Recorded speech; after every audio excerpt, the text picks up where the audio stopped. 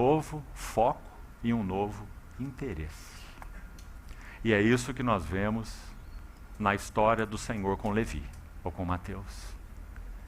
Irmão, a história é tão clara e tão linda, e esse foco é tão nítido nessa história, que nós ficamos realmente muito impressionados com esse capítulo 5 de Lucas, por causa dessa sequência de relatos e por causa de traçar esse caminho na jornada espiritual, para que nós sejamos odres novos, cheios de vinho novo. Então vamos ver um pouco sobre esse texto que nós já lemos todo. Vamos voltar às nossas Bíblias, por favor, mais uma vez.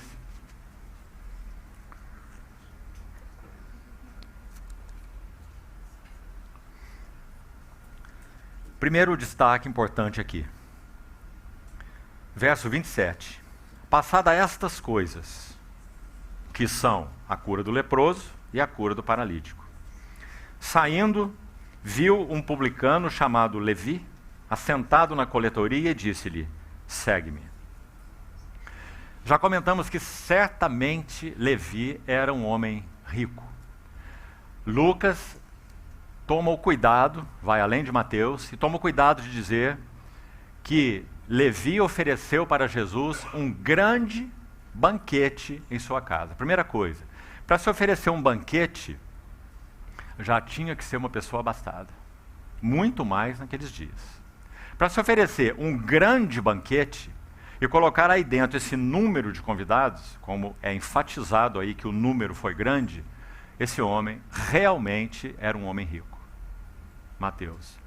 E a história vai nos dizer o porquê.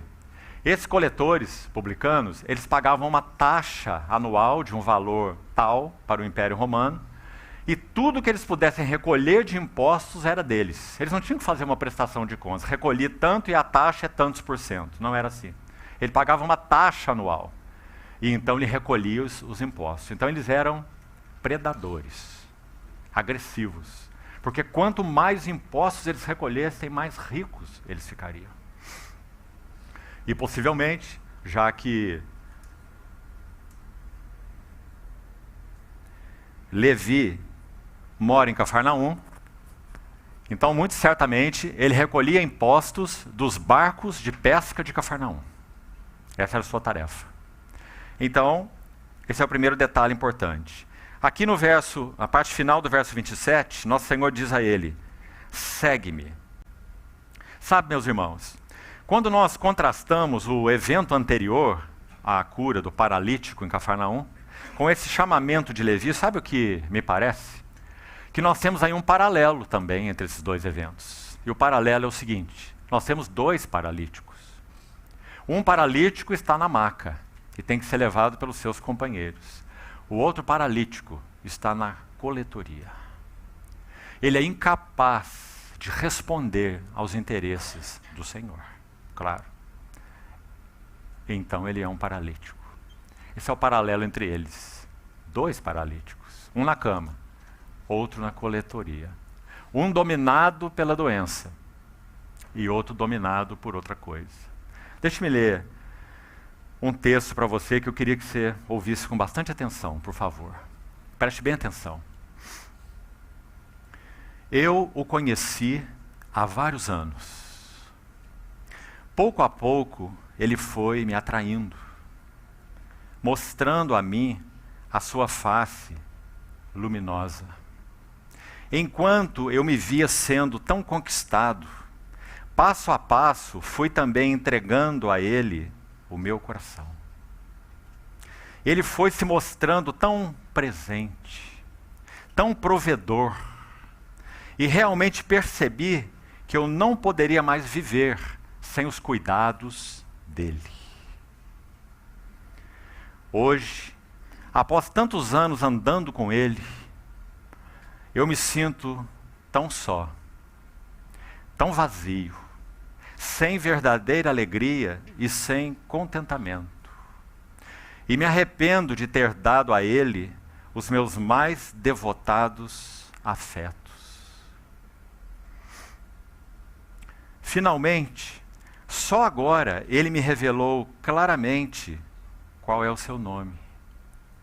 Ele me disse: estamos caminhando de mãos dadas, tão intimamente todos esses anos, e você nunca me perguntou pelo meu nome. Para mim, foi um enorme prazer ter conhecido você. Meu nome é Mamon. Qual é o seu? E eu respondi: desculpe-me, não sei. Infelizmente, eu já nem me lembro mais qual é o meu nome. Meus amados irmãos, Mamon é um Deus. Mamon não é uma cédula. Mamon não é uma moeda. Mamon não são bens tangíveis. Mamon é um Deus, espiritualmente falando. Uma potestade, se você quiser mudar a palavra. Potestade, é isso que a Bíblia ensina. Mas ele é tão cativante. Ele se mostra, por exemplo, onipresente. Onde é que ele não está nesse mundo? Tudo que ele faz é para buscar refletir para o homem a imagem de Deus. Ele quer se mostrar onipotente. Quem o tem, pode ter todas as coisas. Quanto mais o tem, mais se tem o que quiser. Ele é tão atraente, tão sutil, que a sua face é luminosa. A sua face não é horrível. A sua face não é demoníaca. A sua face é luminosa. Porque Satanás se disfarça em anjo de luz, para, se possível, enganar os próprios eleitos. Ele se mostra, como diz o texto, tão cuidadoso conosco, não é? Quanto mais ele está pertinho de nós e aconchegado a nós e nós a ele, mais nós vemos os seus cuidados, não é? Mas o nosso leito é de viçosas folhas. Ele se mostra tão provedor, tão presente, abrindo portas de todos os tipos.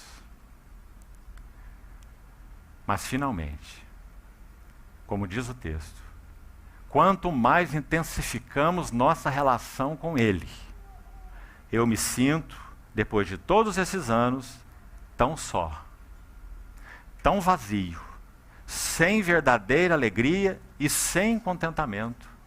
E me arrependo de ter dado a Ele os meus mais devotados afetos. Meus irmãos amados, consideremos diante do Senhor o significado dessas coisas em nossas próprias vidas, enquanto é tempo. Sabe por quê? Breve virá aquele dia em que nós que pertencemos ao Senhor, quando olharmos para trás na nossa história, nós veremos que tudo o que Mamon quis nos dar está queimado com fogo. Totalmente. Tudo o que ele quis nos dar. Tudo. Então, finalmente, como diz o texto, a finalidade de Mamon buscar capturar o nosso coração dessa maneira é uma só. Você viu como o texto termina?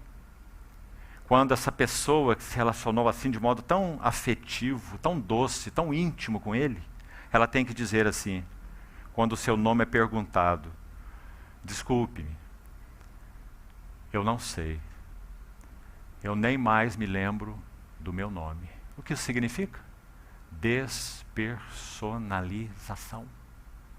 Meus irmãos, todos os que têm sido cativados por Mamon são despersonalizados. E isso é o que o inimigo deseja fazer com aqueles que foram criados à imagem e semelhança de Deus. Despersonalizados. Então, voltando ao texto, quando o Senhor disse a esse rico coletor de impostos: segue-me, nós vemos aqui um versículo, verso 28.